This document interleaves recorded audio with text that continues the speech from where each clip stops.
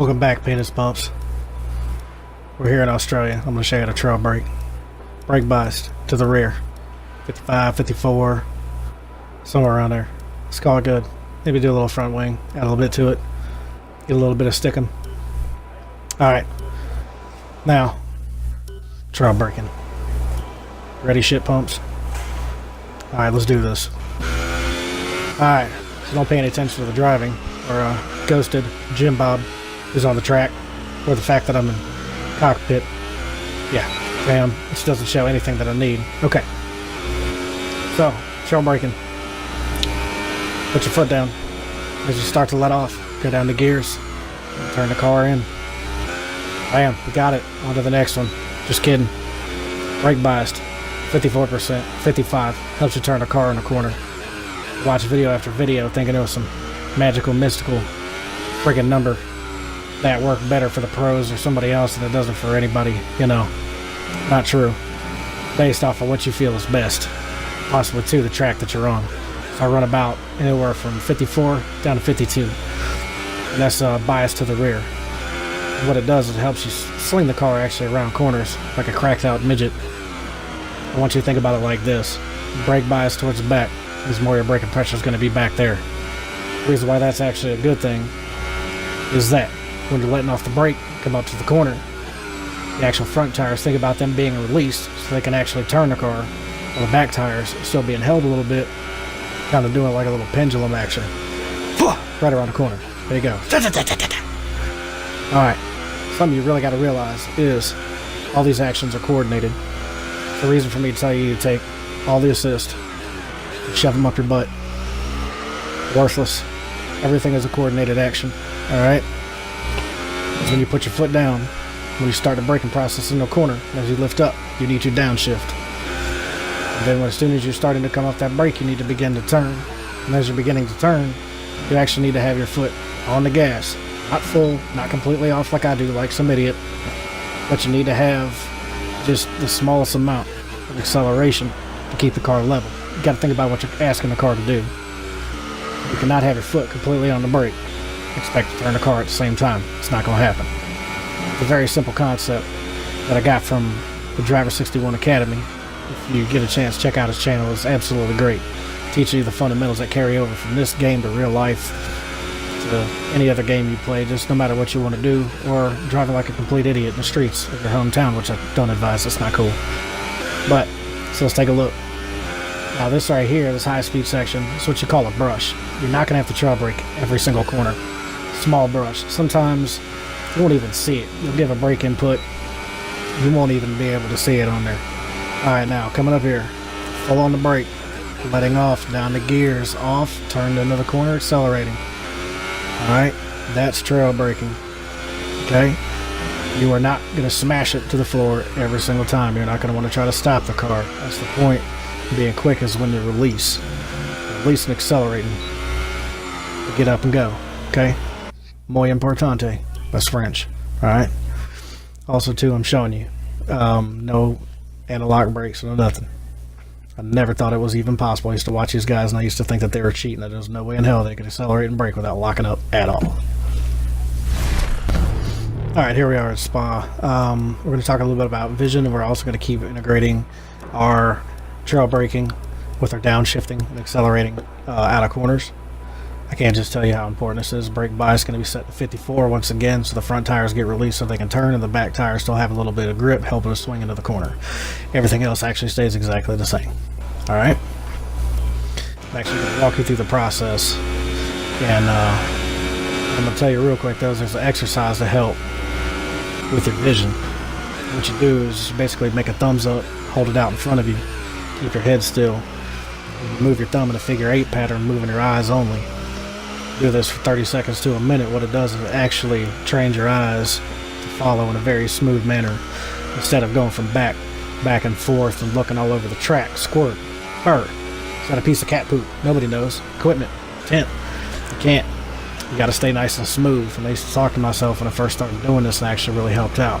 Also, too, you got to understand the track you're on. Some corners are more important than others, like this one right here. Including a couple more on this track, leading onto long straightaways.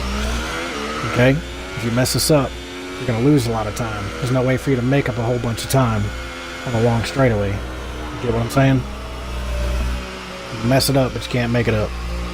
As fast as you can go is as fast as you can go. It's not like you can pull something out your ass, get a rocket, sit on the back of your car, and make up a whole bunch of time that you just lost. Basically, it is what it is. You got to deal with it, so you have to understand the importance of certain corners that lead on the long straights. Alright, so we're going to take a look here. We're actually going to turn on the racing line and just see how much of a distraction it is. It's not worth a shit. Alright, because you need to train yourself. Look for your breaking point, look for the apex, and then you look for the exit.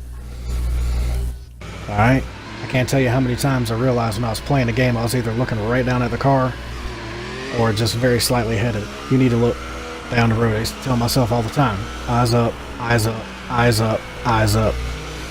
Got to keep your eyes up. You already got to know what your car is doing, what gear you're in, what's going on. That just comes with practice and time, like we talked about before. You need to be practicing your ass off, so it all becomes second nature. Okay? So from apex, right here, come down the hill. So all we're doing right now is just following that line, and that's just messing up because it's a beautiful track. Beautiful track, beautiful scenery, hell of a lot of fun, and that line just ruins it. Matter of fact, it's giving me really bad gas. Alright, coming into another corner. Do a little bit of trail braking, you can't even see it register. Mainly engine braking, we're not really going for time here. And this corner right here is the one that made me realize how important certain corners are on the track. This corner right here leads onto the whole back half of the track, which is wide open, all the way until you get to the bus stop chicane. You've got to get this one right. If you don't get it right, you're going to lose a bunch of time. You get it right, you're going to be looking good, sitting pretty, smacking hose, okay? Alright, you'll see just how, from this one corner, right here, how long this goes. And think about it, if you get this wrong, you're going to lose time and be in a shit ton of trouble, probably come under attack. Someone's going to catch up on you. Even if their car was set up even as fast as yours, which we'll get into setups in another time. Look at this, still going, still going. Now, look for the breaking point, look for the apex, look for the exit, apex, look for the exit up top, let the car run, good to go. Alright, these are things that you gotta do. Gotta get used to it. Trail braking, down, down, turn the car in. Now check this out, too much acceleration, skid the back end, the ass end got loose, broke traction, lose time. That's why it's important. There's no way for me to make that up. There's no way. It is what it is. Alright, the only thing I can do is try to run as perfect as possible, which puts more pressure on you. You're more apt to make a mistake because you're trying to make up time for something you did that there's nothing you can do about it. Alright, on the brake, down the gears, up, slight acceleration, apex, the outside, hit the apex again, accelerate out. All these things are integrated. Got to do them all at the same time. Apex, eyes up, looking for an exit, looking for the next exit. Just checking that wall's good to go, nice and sturdy. We can race here, it's good to go. Alright, you want to integrate everything in together, your vision, your trail braking, your shifting. That's why the shifting has to go, that's why the racing line has to go, that's why traction control has to go. You got to be able to feel the car, you got to be able to know what it's doing. Alright, I'm gonna let you guess how this ends. I got news for you. It's not great. It's really not. And here we go. Alright, so I mess up here. Brake way too early. Let somebody get past me. It's an online session. But you know what? Don't care. You know why? Because we're going to integrate all the things we talked about. Trail braking, vision. And you got to understand one thing. I heard it all the time before. Didn't quite understand it until I started really getting into this game. Consistency. I think it was Moses who said to finish first you must finish, right before he built the ark. Well, you got to be consistent and you got to be patient. You got to integrate everything you know at all times. Alright, this is just a lesson right here. Patience and consistency. And watch how this ends.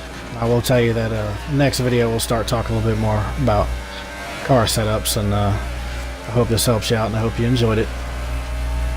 Yeah, way to go, jackass. You got beat by a slow guy. But it's okay. I hope you enjoy it.